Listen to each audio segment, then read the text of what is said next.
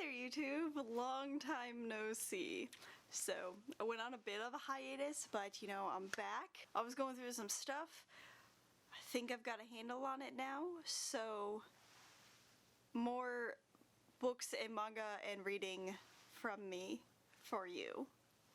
The last time I did like a recent reads was for April and May, and it's now August, so there's 3 months in there where I just didn't make any videos really. Here is everything that I've read from May-ish to July. What a surprise, most of it's manga. I only have 2 actual novels in here. Hopefully I can get back to reading more novels soon. I've just been really bad about it this year. I've been really enjoying reading manga this year. I've got a lot of novels that I need to finish up, so hopefully I'll get back to those soon. But let's talk about the 2 novels that I read those past 3 months. The first one that I read was The Sun Is Also a Star by Nicola Yoon. This is just the dust jacket because I have lent the actual book out to a friend of mine. This was actually a reread for me. I read this a few years ago. I don't even remember what year I read it, but I loved it. This is one of my most favorite books ever, and upon the reread I've discovered that it's still one of my most favorite books ever. I read this for a readathon I was trying to participate in, the Sailor Moon-a-thon. I didn't do super well with that, but I did end up rereading this. I read it for that, and also the movie was coming out, and I was so excited for the movie and never ended up going to see it. I feel like I failed. But it was also not in the movie theater for very long. I really wish I had gone to see it, but I did not, so hopefully it comes out on demand or on Netflix or something like that, like on iTunes where I can rent it, because I really want to see it. So The Sun Is Also a Star is about these 2 high school kids who spend a day together and sort of fall in love, but they do have things that are kind of stopping them. One is that it's the main girl's, what is her name? Natasha. It's Natasha's last day in the United States. Her and her family are being deported that night, and then Daniel is kind of the second son of a Korean immigrant family, and he's kind of dealing with the repercussions, I guess, of not wanting to do what his family wants him to do, and also trying to live up to their expectations and just like not wanting to be what they want him to be. So it's these 2 people who have kind of strained relationships with their families, kind of these situations, these life-altering situations, and they find each other and they fall in love for just one day. Super cute, but also really bittersweet story. It's really cinematic. I know the first time that I read this book I was like, I want this to be a movie, and they finally made the movie, and I missed the chance to see how it lived up to my expectations of it being a movie. Super cinematic. It's a really quick read. I read this, I think both times I read this, I read it in like a day. It goes by super fast, and it's really cute, but also like it pulls at your heart so much because you know that these 2 people, like, they're probably not gonna end up together like forever, so the way you want them to. Lots of family relationships. There's a discussion of racism. I don't know, I feel like it's kind of like a super topical book to read right now, and besides the romance, there's kind of these like real world problems that are going on in this book. If you haven't read The Sun Is Also a Star, you definitely should. And yeah, I think the first time I read this I gave it 5 stars, and I gave it 5 stars again. The next book that I read was The Dream Thieves by Maggie Stiefvater. This is the second book in the Raven Cycle, and I know everybody has read the Raven Cycle, but I have not read the Raven Cycle. And I don't know how she wrote a book that's for me. It's got all of the things that I love. It's got great romance, it's got magic, it's got dead Welsh kings, it's got mythology, it's set in my goddamn home state. I haven't read many books that are set in Virginia, and while this is like more southern Virginia than where I grew up and where I live currently, I still very much feel it. There's a lot of, like, Maggie Stiefvater is not from Virginia. Hi, Editing Christy here. I couldn't have been more wrong. Maggie Stiefvater is from Virginia. She was born in this state. She even went to college in my hometown.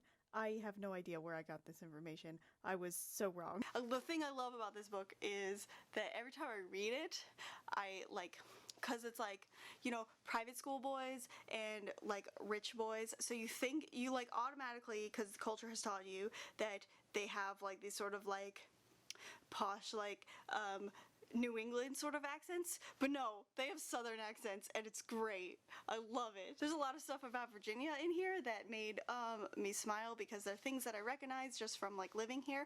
There's also I don't know if it's this one or if it's in the first one, but they go to Northern Virginia, and I don't know how, did she spend some time in Virginia, because she described the hellscape that is Northern Virginia perfectly well. Somebody brings up having to go from like Alexandria to Herndon, and they're like, Herndon, and I felt that. So yeah, it's great. This book was mostly focused on Ronan and his sort of like weird magical dream powers, and whoo, dropped the book. That was really interesting. It felt like, this is gonna sound weird, but it felt like the character, like Ronan is very like brash and fast and like hard, and that's the way his story felt, and it was just absolutely brilliant. I loved it so much. I'm so curious. I've started the third one already, but I haven't quite gotten very far into it, but there's also romance in this, which made me very, very happy. I think when I finish this series, I am going to do a full review of this series, because you can see I have lots of notes. But yes, The Dream Thieves, 5 stars, because it was brilliant and I loved it. So those are both of the novels that I have read, and the rest is manga, so let's get into that. First up, I have the manga version of I Want to Eat Your Pancreas. The story is by Yoro Sumino, and the art by Idumi Kirihara. And so I got this in like March for a book club that I never ended up participating in. I also saw the movie and wanted to compare the movie to the manga, and originally the story was written as a light novel.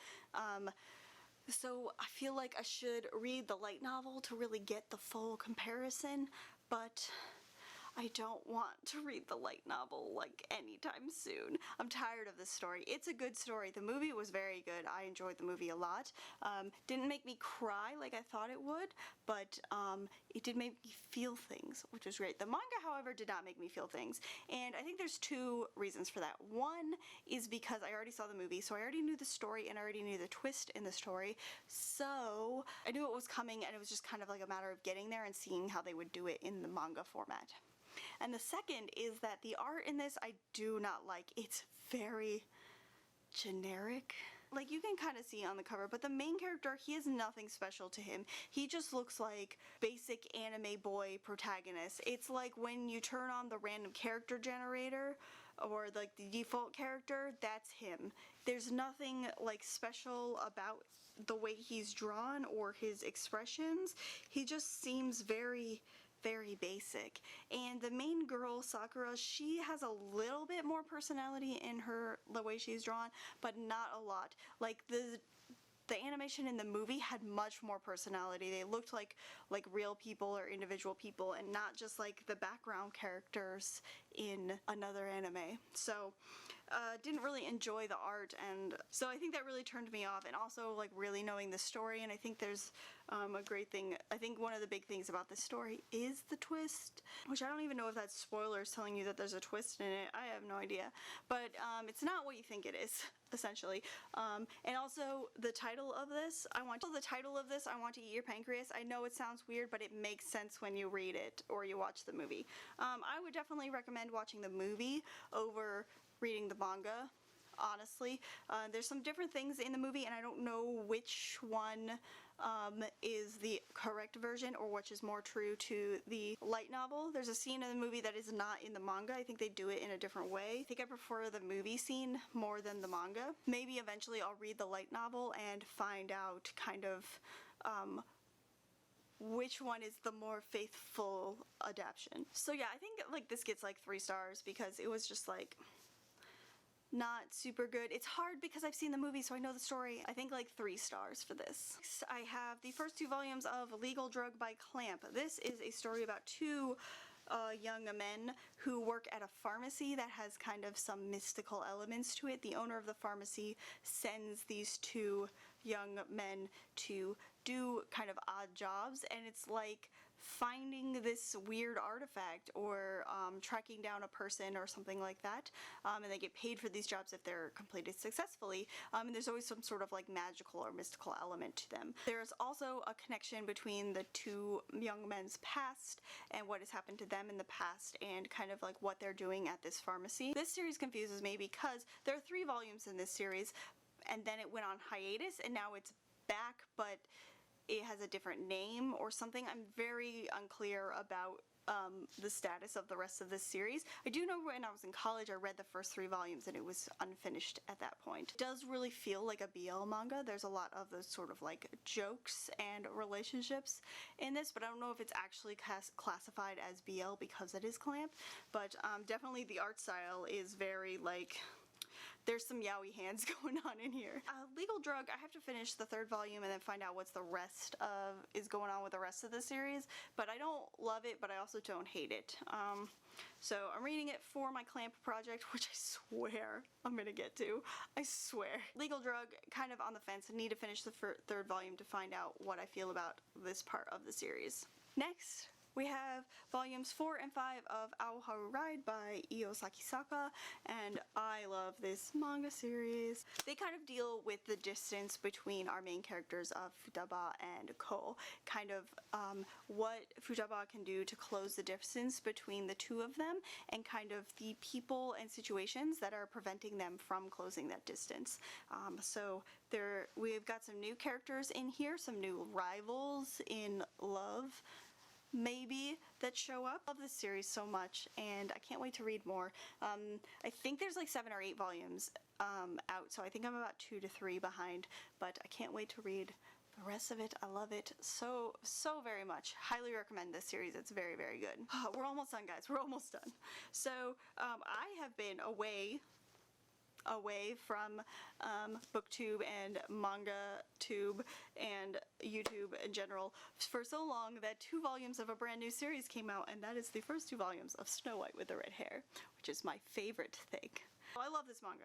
There's an anime, and the anime is my #1 heart healing anime, is what I call it. Is because anytime I feel down, I turn on that anime and I just feel instantly healed. My skin is clear, my depression is gone, everything is right with the world. They finally released the manga in English and I am so very happy. This story is about Shirayuki, and she has this red, rare hair, and she works as a pharmacist or an herbalist in town in her home country of Tambaroon. She is contacted by the Prince of Tambaroon, and he wants to take her as his concubine, for just because she has this like beautiful red hair, and she is like, no, not about that, and like yeets off to another country. And in that country she ends up running into the second prince, Zen, and they sort of develop a relationship, a friendship, maybe something more, ship, if you will. It's kind of about her journey in finding herself and working to become an herbalist. She applies for a job as a court herbalist, so like in the castle, and that is conveniently lets her be close to her friend Zen, the second prince of Clarinus. And so it's about her kind of like achieving her own dreams, but then also alongside of Zen, who is pretty much her boyfriend.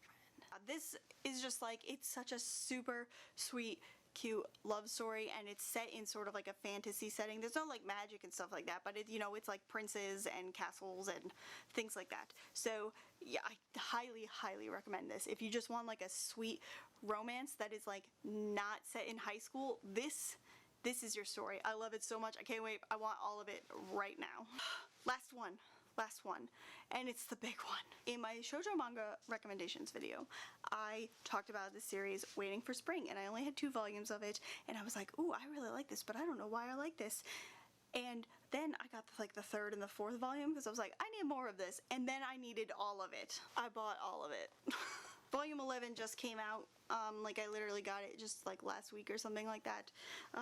But yeah, so I read like something like I read volumes 3 to 11 Since then I'm like obsessed. So Waiting for Spring is a series about this girl Mitsuki, and she becomes friends with the 4 stars of her high school basketball team, and it is just a great romance, cute high school love story, and I love it so much. Like, there's romance, there's rivalries, there's basketball, there's rivalries in basketball and in love. It's so good. The characters talk to each other about their feelings, like, what is this new thing? It's super, super cute. I love it so much. I want all of it right now. I have a whole video about this series that I want to make, so please wait for that. But just like, if you want like a fun high school romance that's got a little bit of sports manga in it, then read Waiting for Spring, because it's absolutely beautiful. I love it so much. There's a live action movie that I tracked down and watched that, and that was great. Oh, it's so good. So yeah, that is everything that I have read recently. Let me know in the comments if you've read any of these, what you thought, and tell me what you have been reading recently is the word I was looking for. So yeah, hopefully more content coming from me soon, hopefully more novels, but still a lot of manga, because I'm never giving up my love for manga again. So yeah, if you like this video, please give it a thumbs up and subscribe to my channel if you want more bookish manga nerdy content from me. That's all I've got for you guys today. I'm Christy Lou. Till next time, matane!